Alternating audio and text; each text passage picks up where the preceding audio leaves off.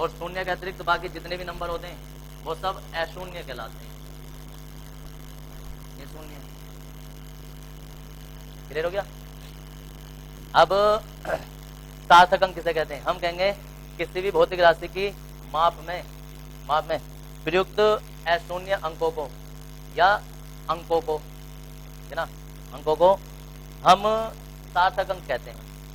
अब वो भौतिक राशि की माप जो है वो हमने सोचो जैसे भी ली हो, 5.67 ले लें या 8 दशमलव कुछ ले लें या खाली 4 7 इतने, ये सब हमारे इतने सार्थक अंक। हम ये नहीं बताएंगे 8478, हम ये कहेंगे 1 2 3 4 सार्थक अंक हैं।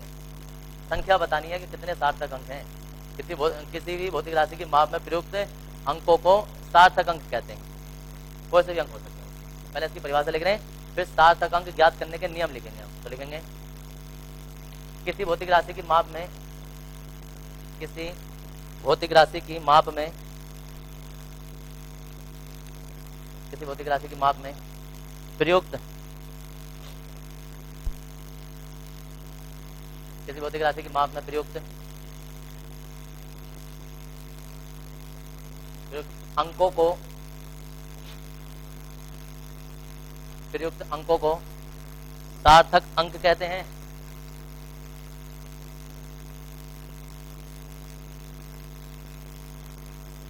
अंकों को सार्थक अंक कहते हैं।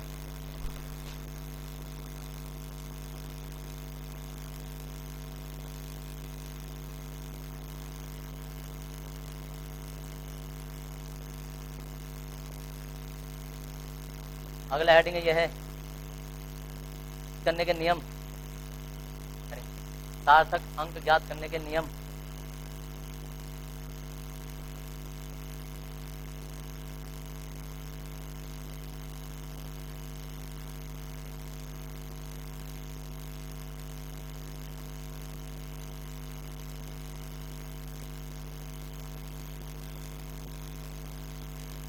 सार्थक अंक ज्ञात करने के नियम यह निम्नलिखित। नंबर 1 लिखेंगे सभी अशून्य अंक, सभी अशून्य अंक सार्थक अंक कहलाते हैं। सभी अशून्य अंक कहलाते हैं।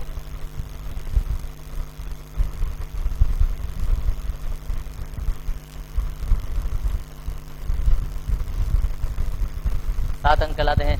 जैसे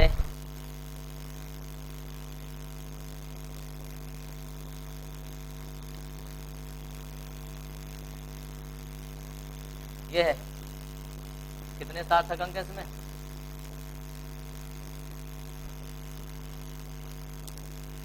है तो 56 नहीं बताना है, हम देखेंगे सीधा से गिन लो 1 2 3 है तो सार्थक अंक बराबर जो हमारे 3 आ जाएगा। ऐसे आ जाता है।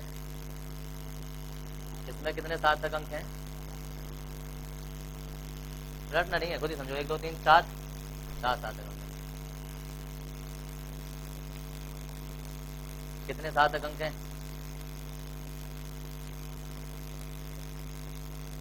तो जी 1 2 3 4 5 6 सारे अशून्य अंक हैं, तो ये 6 के 6 सार्थक अंक हो जाते हैं।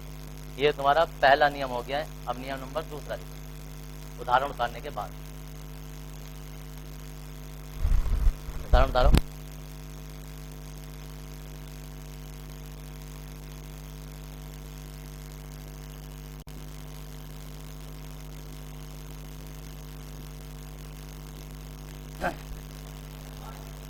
यार अभी जरा थोड़ी पढ़ाई दिखाई जाए। देखो जी, पढ़ाई देखने वालों पीछे, हाँ, हेडिंग चल रहा है हमारा सार्थक अंक। अब सार्थक अंक क्या होते हैं कि किसी भी भौतिक राशि की माप में जो हमारे अंक होते हैं वो सार्थक अंक कहलाते हैं। वो सिंपल सी भाषा है। हेडिंग उसके बाद आ जाता है सार्थक अंक ज्ञात करने के नियम। और अभी तुम लोग से 5 मिनट लेट हो गए, वरना एक नियम अभी लिखवा दिया हमने। और वो नियम ये था, नियम ये है कि किसी भी जितने भी हमारे पास ये अशून्य अंक होते हैं जो शून्य ना हो, वो सब सार्थक अंक कहलाते हैं। शून्य ना हो ऐसे जितने भी किसी भी भौतिक राशि की लंबाई नापी, चौड़ाई नापी, उसमें जो भी आता है वो सब सार्थक अंक कहलाते हैं। जैसे 56 है तो उसमें कितने अंक दिखाई दे रहे हैं? 3 अंक है। 5328 है, इसमें सार्थक अंक कितने, 1 2 3 4 4 सार्थक अंक, और इसमें कितने 6। तो हमारा नियम नंबर 1 हो गया। अब हम सेकंड नियम लिख, अब सेकंड नियम ये है कि किसी भौतिक राशि में, किसी भौतिक राशि में, किसी भौतिक राशि में 10 की घात, किसी भौतिक राशि में 10 की घात, लिख लो नियम चल रहे हैं, याद रखना जितने ये फिजिक्स में इंपॉर्टेंट है इतने केमिस्ट्री दोनों में बराबर होते हैं। भौतिक राशि में 10 की घात सार्थक अंक नहीं होती है, किसी भौतिक राशि में 10 की घात सार्थक अंक नहीं होती है, सार्थक अंक नहीं होती है।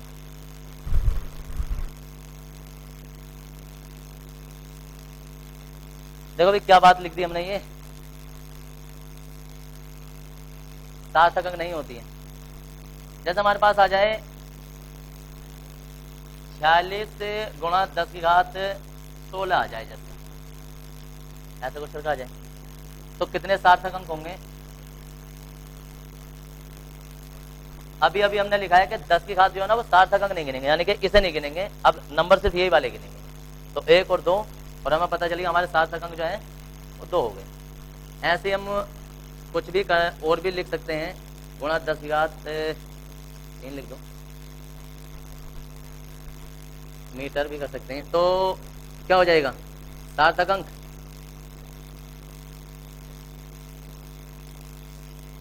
सार्थक अंक। अब सार्थक अंक क्या होते हैं, नियम यह है कि 10 की घात जो है ना वो सार्थक अंक गिना नहीं जाता है। तो 1 2 3 4 और सार्थक अंक बराबर 4, ठीक है जी। और भी कितने भी कुछ हम कर सकते हैं।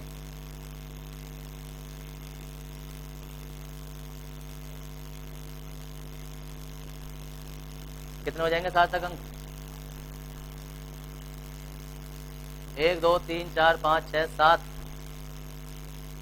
और एक और बात बताऊं, तुम लोग ना जैसे मैं लिख रहा हूँ 46, तो तुम लोग सब 46 मत लिखो, कोई अपनी अपनी मर्जी का, कोई 26 लिख दो, कोई 55 लिख दो, कोई लिख दो 2 अंकों वाला नाम मान लिख दो। उससे क्या होगा, नकल नहीं मानी जाएगी, रटना नहीं होता, समझना है। तुम अपने हिसाब से भी अपने नंबर खुद बना सकते हो। ये सिर्फ मैं बना रहा हूँ, और ये साल में बस एक ही बार बनते हैं, उसके अलावा पता नहीं जिंदगी में कभी नहीं बनते। ये सारे उदाहरण हाथ के हाथ बनते हैं, हाथ के हाथ खत्म हो जाते हैं। इसलिए साइंस रटने का नाम नहीं होता है, जो रटना है या जो रटवा रहा है वो तो सबसे बड़ी बेवकूफ़ी करवा रहा है। सीधा सीधा समझो, समझ के अपना फटाफट खुद बनाओ और खुद के खुद हल कर दो। यहाँ तुम्हारे पास उदाहरण उतार लो इन्हें, और हिसाब से देख के तुम नंबर चेंज कर सकते हो, कोई जरूरी नहीं है। तो ये तुम्हारा दूसरा नियम है कि 10 की घात जो है,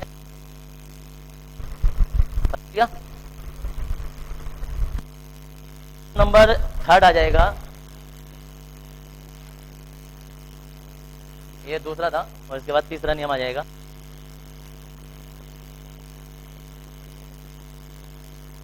और तीसरा नियम यह है, मात्रक बदलने पर, देखो हिंदी में लिखेंगे पहले, मात्रक कॉपी में नियम लिखेंगे, नियम नंबर 3 सार्थक अंकों का। मात्रक बदलने पर सार्थक अंक नहीं बदलते हैं, मात्रक बदलने पर सार्थक अंक नहीं बदलते हैं।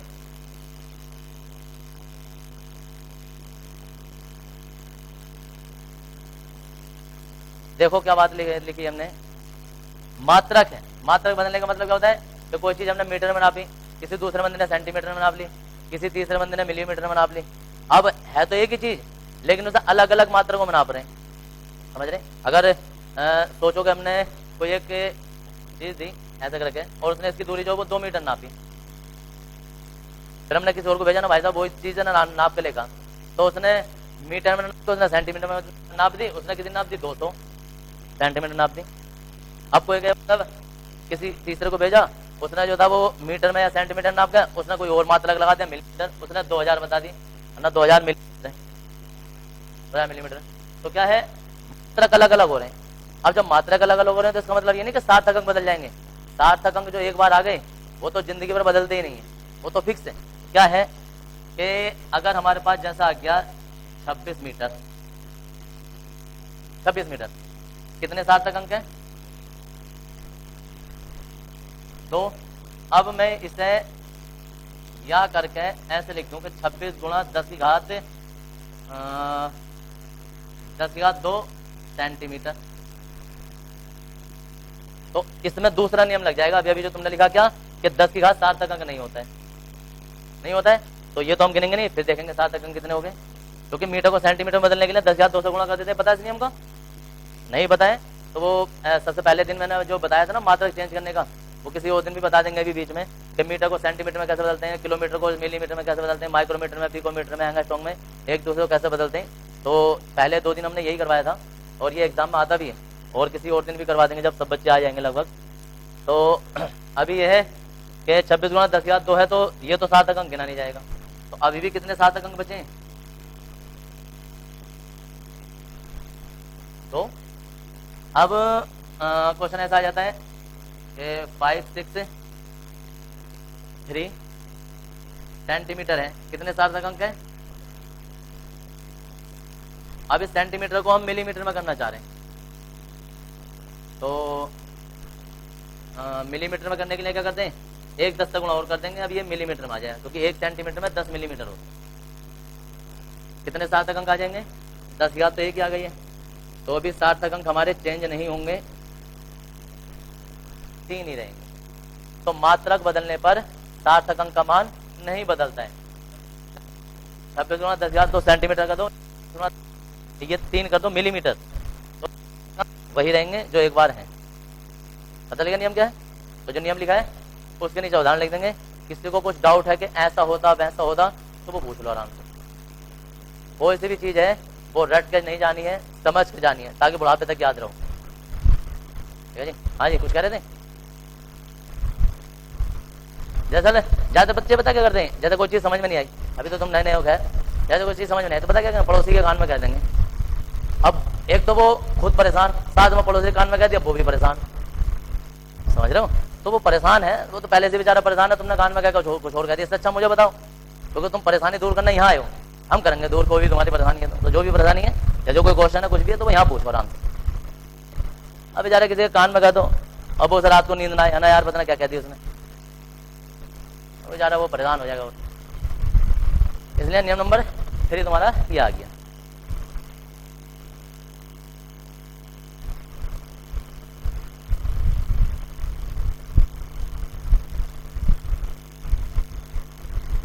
पाँच 563 लिखा जा रहा है, मैं कह रहा नंबर चेंज कर लो, है ना? जब पता है क्या दूसरे लोग देखेंगे ना तो सबके 563 लिखा होगा, तो नंबर चेंज करोगे कोई 564, कोई इधर उल्टा पलटी मार दो। अलग अलग उदाहरण देखने से ऐसा लगेगा कि यार लड़के ने अपने हिसाब से उदाहरण बनाए हैं, अब उन्हें थोड़ा पता है कि किसी ने क्या जुगाड़ करवा दिया। हो गया?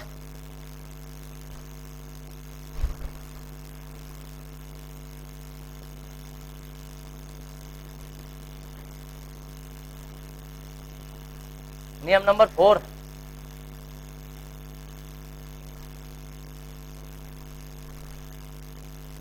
नियम नंबर 4 में है दशमलव के दोनों ओर, दशमलव के दोनों ओर, दशमलव के दोनों ओर उपस्थित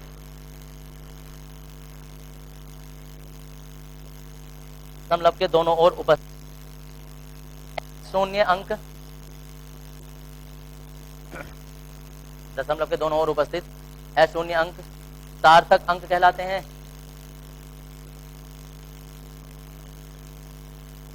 दशमलव के दोनों ओर उपस्थित अशून्य अंक सार्थक अंक कहलाते हैं।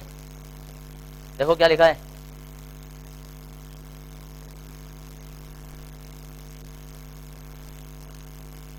दशमलव के इधर और दशमलव के इधर जितने भी अंक होते हैं वो सब सार्थक अंक हैं। तो काउंट कर लेंगे 1 2 3 4, तो सार्थक अंक हमारे पास हो गए हैं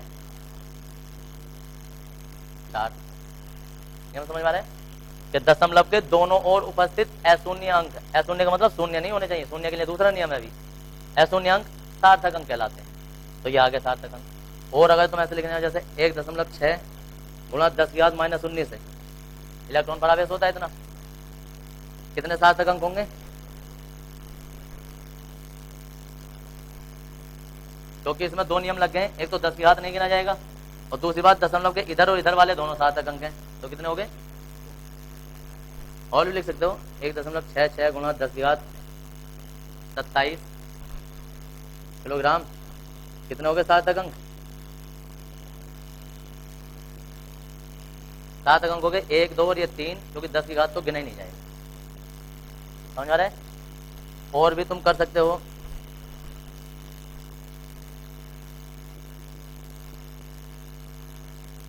कितने हो गए सार्थक अंक?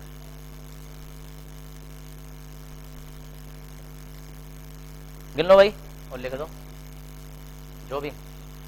किसकी समझ में नहीं आ रहा है वो बताओ।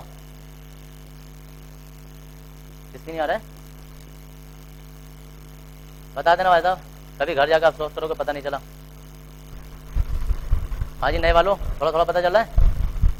थोड़ा थोड़ा थोड़ा भी ना चल रहा है? लगे चल लिया है? चलो भाई साहब, पता चलना चाहिए। फिलहाल ये हो गया। इसके बाद जो है वो नियम नंबर नेक्स्ट।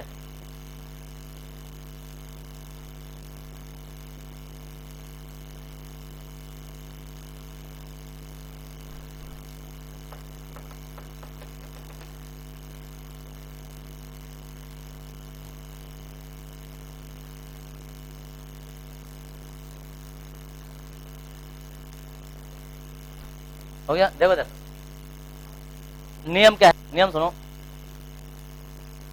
दशमलव है, दशमलव है, और दशमलव के इधर का एरिया क्या होता है पता है? बाईं ओर। और इधर का एरिया जो होता है वो दाईं ओर होता है। Left hand side, right hand side तुमने किया होगा। तो इधर का एरिया है बाईं ओर। अगर दशमलव के बाईं ओर शून्य है और कोई अन्य शून्यांक नहीं है, दशमलव के बाईं ओर शून्य है और कोई दूसरा अशून्यांक नहीं है, जैसे 2, 3, 4, 5 कोई अशून्यांक होता, और इधर हमारे पास कुछ है नंबर जो भी है, तो दशमलव के बाईं ओर, यदि दशमलव के बाईं ओर शून्य है और कोई अन्य शून्य अंक नहीं है, तो यह शून्य सार्थक अंक नहीं कहलाता है। समझ आ रहा है? दशमलव के बाईं ओर शून्य है और कोई सार्थक अंक नहीं है, कोई और अन्य शून्य अंक नहीं है, तो यह शून्य सार्थक अंक नहीं होता है। अब कितने सार्थक अंक रह जाएंगे फिर? 3। हाँ, अगर ऐसा होता कि शून्य है, दशमलव हमारे पास यही था और 1 आ जाता, तो अब ये भी सार्थक अंक है, फिर ये भी सार्थक अंक। ये अलग बात में नियम है। क्या है कि शून्य है, शून्य से पहले कोई अशून्य है, तो फिर जो बीच में शून्य आ गया वो हमारे पास सार्थक अंक कहलाएगा। लेकिन अगर ये ऐसा है तो फिर सार्थक अंक नहीं है। समझ आ रहा है क्या बोल रहा हूँ? तो दरअसल ये किताबों के नियम नहीं होते हैं, ये सब इजी लैंग्वेज करके। किताबों की लैंग्वेज तो बहुत अजीब सी हार्ड लैंग्वेज होती है। ये इजी लैंग्वेज में तुम्हें लिखवा रहा हूँ ताकि तुम लोग समझ सको। क्षेत्रीय लैंग्वेज तुम्हारी जो अपने खुद की बोलचाल वाली लैंग्वेज है, उसमें ही नियम लिखवाए जा रहे हैं, ताकि तुम्हें ना ध्यान रखने में, ना याद करने में, ना समझने में कोई दिक्कत नहीं आए। देखो और ऑटोमेटिक याद हो जाए, या अभी करते करते याद होती चली जाए। ये तो किताबों वाला कार्यक्रम नहीं चलता है, टिपने टापने वाला। 365 दिन या किसी को कोई किताब लाने की जरूरत नहीं है, या कोई मॉडल या कॉन्सोल पेपर या कोई चीज विदाउट बुक ऐसे ही नियम चलेंगे और सारा सिलेबस तुम्हारा ऐसे ही चलेगा। तो इसे बाद में लिखना, पहले लिखेंगे यदि दशमलव के बाईं ओर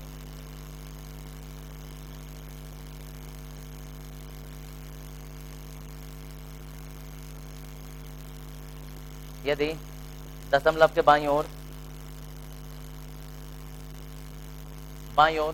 शून्य है,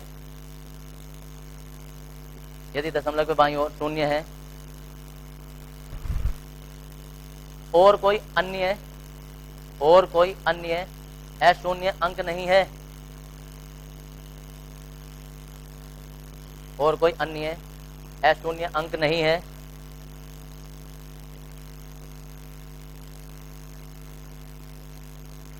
तो वह शून्य सार्थक अंक नहीं होता है। तो वह शून्य सार्थक अंक नहीं होता है।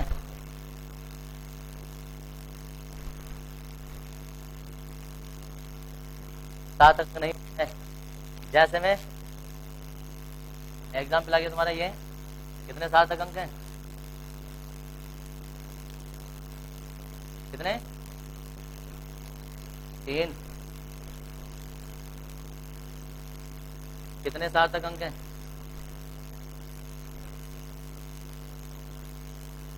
2। निकाल लो उदाहरण।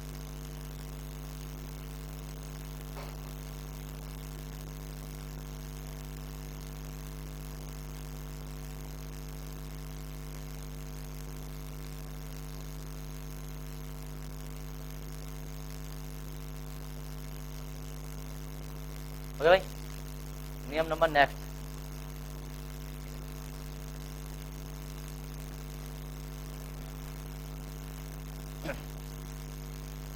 नियम नंबर नेक्स्ट में ये है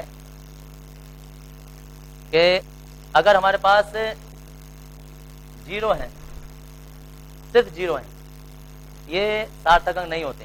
सार्थक अंक भी शून्य ही है, चाहे तुम 50 0 बना दो, कितने भी बना दो, सार्थक अंक नहीं है इनमें।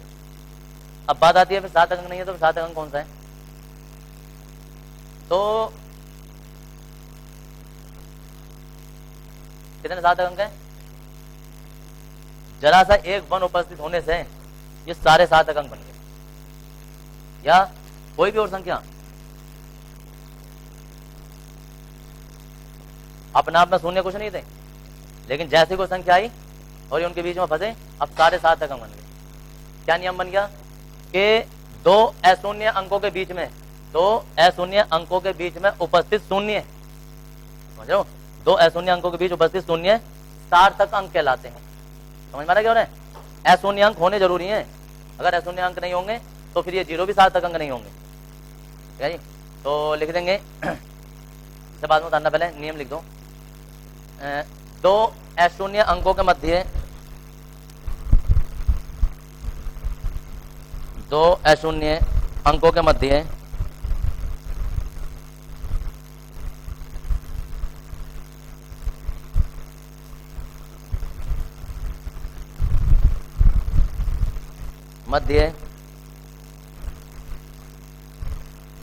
उपस्थित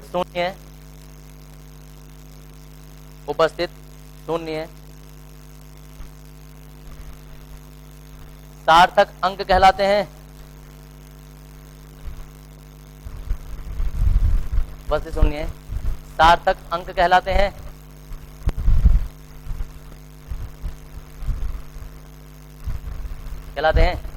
हैं? कितने सार्थक अंक आ जाएंगे? हाँ, 1 2 3 4 5 6 सार्थक अंक हो जाएंगे। कितने सार्थक अंक हैं? 3। तो ये क्या उदाहरण आ जाएंगे? हमारे शून्य सार्थक अंक नहीं होते, लेकिन अगर वो संख्याओं के बीच में फंस जाए ना तो सार्थक अंक हो जाते हैं।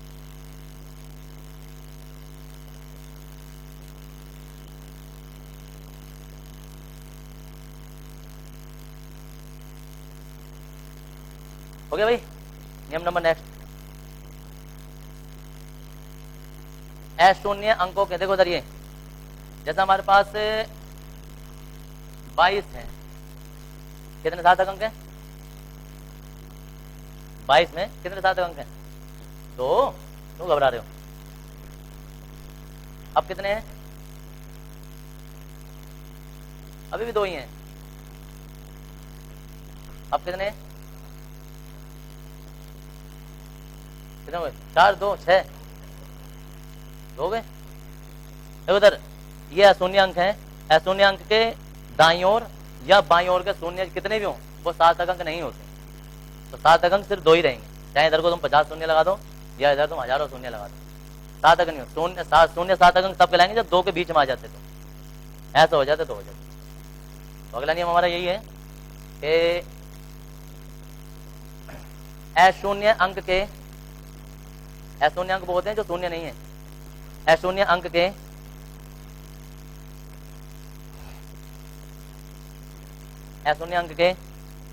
दाईं ओर या बाईं ओर, अशून्य अंक के दाईं ओर या बाईं ओर उपस्थित, दाईं ओर या बाईं ओर उपस्थित शून्य सार्थक अंक नहीं होते हैं।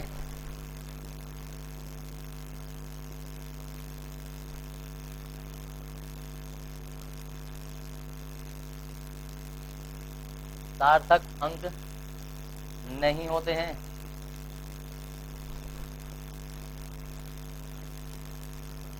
देखो भाई कितने हैं सार्थक अंक इसमें?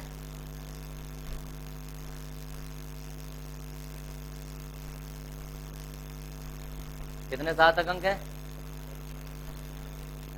एग्जाम में रखा है।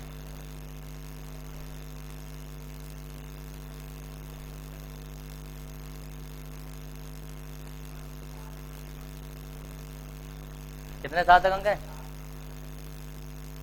बताओ भाई, थोड़ा हिसाब किताब। 4। देखो ये जो है ये तो गिना जाएगा क्योंकि 2 के बीच में फंस गया, इसकी पावर तो बढ़ गई, लेकिन ये नहीं है।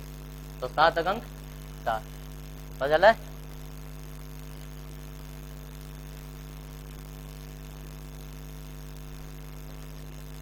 बताइए कितने सार्थक अंक हैं?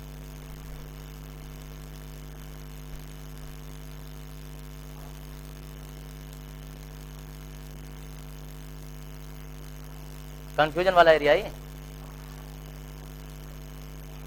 6, 7, 8 8 है।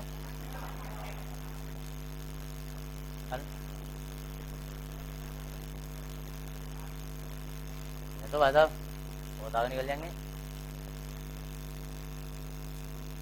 कितने नियम हो गए? नियम नंबर 8।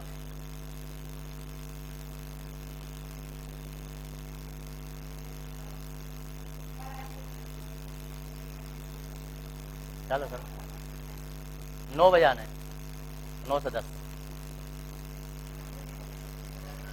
8 बजे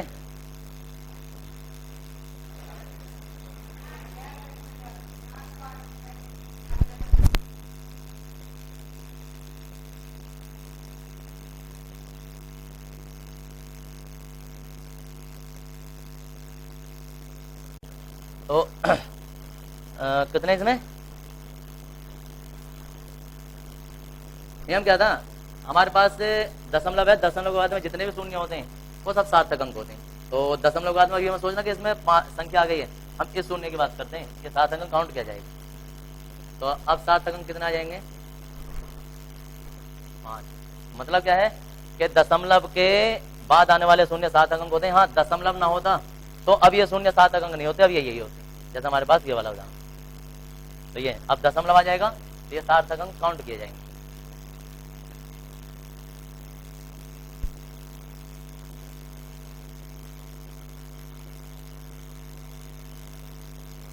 हो गया?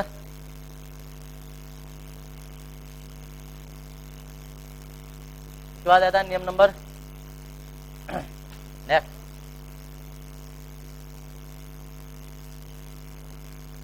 हो गया भाई? देखो सर ये दशमलव है और दशमलव के दोनों ओर शून्य है। कितने सार्थक अंक है?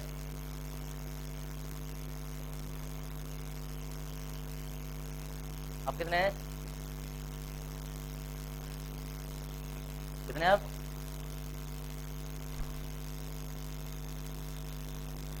2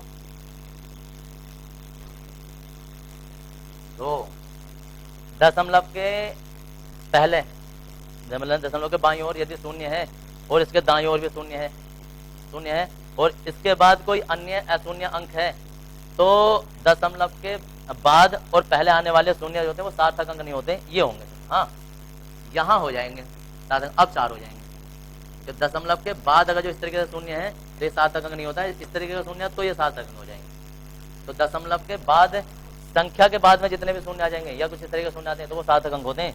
लेकिन दशमलव से पहले जो होते हैं, पहले या दशमलव के जस्ट बाद वो अंक शून्य अंक नहीं होते। और एक बात सुन लो इधर, अगर हमारे पास 0 ऐसे और हमने इसमें इधर खींच दिया भी है तो क्या होगा? तो अब ये भी सार्थक अंक है, ये भी है, ये भी, अब तो सब सार्थक अंक है। क्यों? क्योंकि इसकी वजह से अब ये शून्य काउंट किए जाएंगे। समझ में आ रहा है? तो नवा नियम जो हमारे पास वो ये है कि यदि हाँ 9th होगा नियम, यदि दशमलव के बाईं ओर शून्य है, यदि दशमलव के बाईं ओर शून्य है,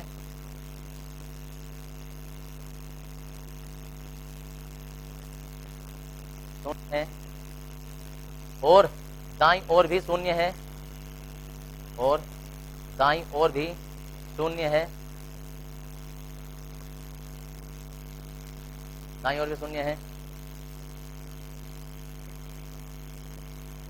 और इसके पश्चात कोई अशून्य अंक है, और इसके पश्चात कोई अशून्य अंक है,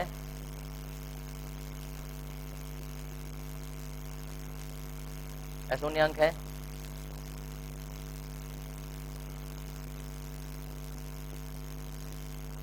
अशून्य अंक है, तो वह दोनों ओर के शून्य है, तो वह दोनों ओर के शून्य है,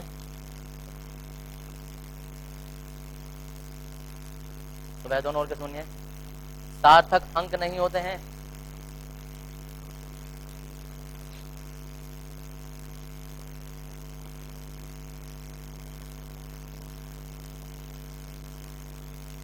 वह दोनों शून्य सार्थक अंक नहीं होते हैं। निकाल लेंगे उदाहरण।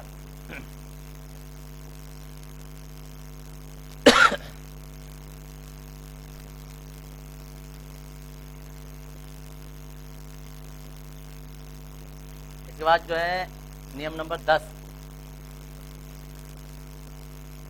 0 है, दशमलव के दोनों ओर 0 है और उसके पश्चात कोई अशून्य अंक है, तो वह शून्य सार्थक अंक कहलाते हैं। मतलब इसी का उल्टा है, क्या है कि शून्य थे और दोनों ओर कोई अंक नहीं था, मतलब इधर कोई अंक नहीं था, तो ये शून्य सार्थक अंक नहीं थे, लेकिन दशमलव के दोनों ओर शून्य है और इसके पश्चात कोई अशून्य अंक है, तो वह शून्य सार्थक अंक कहलाते हैं। कितने हो जाएंगे अब? कितने? 4।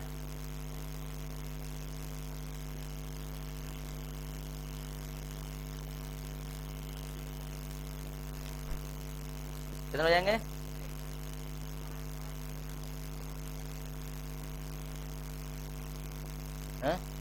यानी 7।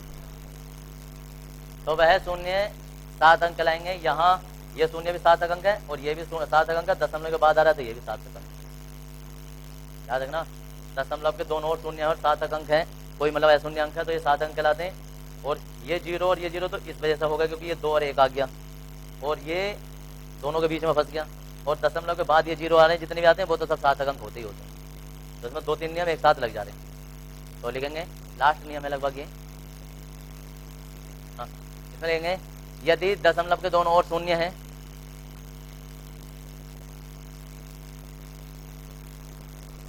यदि दशमलव के दोनों ओर शून्य है,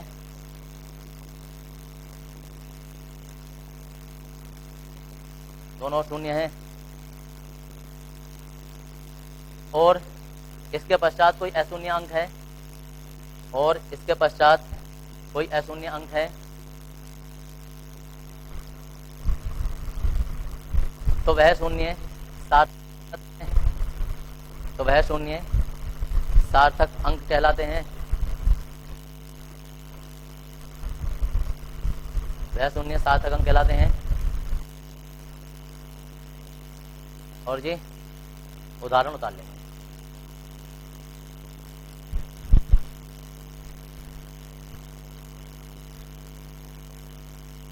देखो नियम काउंट करोगे और नियम तुम देखो 10 हैं या इतने हैं इतने हैं, दरअसल मैंने इतने नियम करवा दिए हैं कि इससे अलग हो ही नहीं सकते सार्थक अंक। ये सारे हैं, अलग अलग किताबों में किसी में 6 लिखवा होते हैं, किसी में 7 होते हैं, या कोई टीचर 4-5 लिखवा के कह देते हैं सार्थक अंक खत्म हो गए, और पता चला बच्चा बोर्ड में जब देने जाता है, नंबर आते हैं उसके एग्जाम में, तो पता चला वो गलत कराते हैं। क्यों? क्योंकि अधूरे नियम लिखे होते हैं। कम लिखवाए हैं गलत नहीं है, लेकिन अधूरे नियम लिखवा दिए तो बच्चे का ज्ञान अधूरा रह गया। तुम सारे ना पढ़ के जाओ, कुछ ना पढ़ के जाओ, लेकिन तुम्हें तो पता तो है कि कम से कम 10 नियम है और तुम्हारे दिमाग में कंप्लीट नियम है, अब तुम इसमें जितने भी, पहली बात तो इन्हें पढ़ने की जरूरत होगी नहीं, तुम एक बार इन्हें से पढ़ के देख लो ना, ऐसे याद करने की जरूरत नहीं होगी। एक बार खुद ही पढ़ लोगे ना, तुम्हें खुद ही देखने से पता चल जाएगा कि कितनी संख्या में कितने अंक होते हैं। तो ऐसे कोई बहुत सारे लोग ना नंबर गिनने शुरू कर देंगे, अरे यार 10 नियम है, कौन याद रखेगा। तो नियम याद रखने की जरूरत नहीं होती है, तुम एक बार पढ़ोगे ऑटोमेटिक याद हो जाएगा। ठीक है, अब कल होगा तुम्हारे बाद कि 7 अंकों का जोड़ना और 7 अंकों का हटाना, 7 अंकों की गुणा, 7 अंकों का भाग, ये चारों चीजें 7 अंकों